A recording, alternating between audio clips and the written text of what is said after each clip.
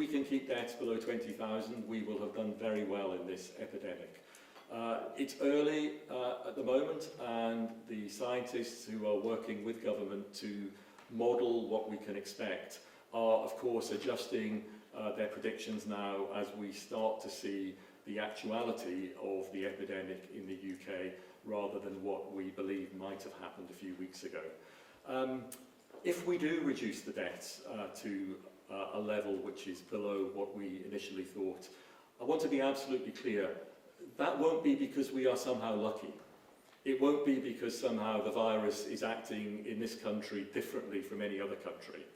It will be because every citizen in this country, the British public, have complied with the instructions that the government has given based on the best scientific evidence to reduce the transmission of the disease. We can beat this virus, we can reduce the number of deaths, but only if we reduce the spread and the transmission. Now is not the time to be complacent. Now is the time to really, really lock down and hone down on what we've been asked to do. So, of course, the government is very much basing the response in this country, quite rightly in my view, on the best scientific advice. And the Imperial Academic Group and a number of other academic groups are providing some of the scientific underpinning.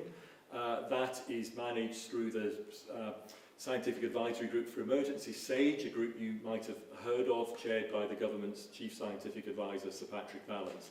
And that group will take account of a number of inputs from various academic groups, including colleagues at Imperial.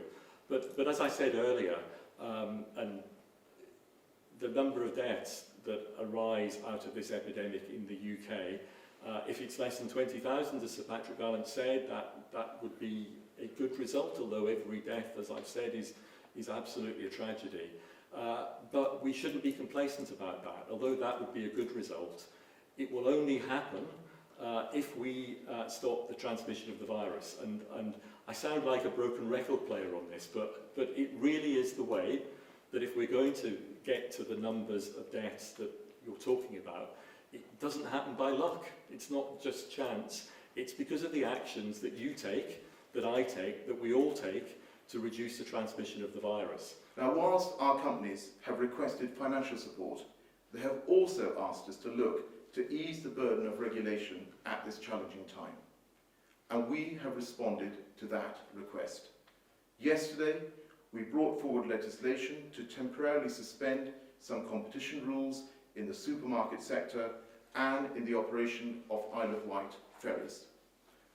From retailers sharing delivery vans to ferry operators coordinating staff, these measures will allow firms to work together to deliver vital services to the public more effectively at this time.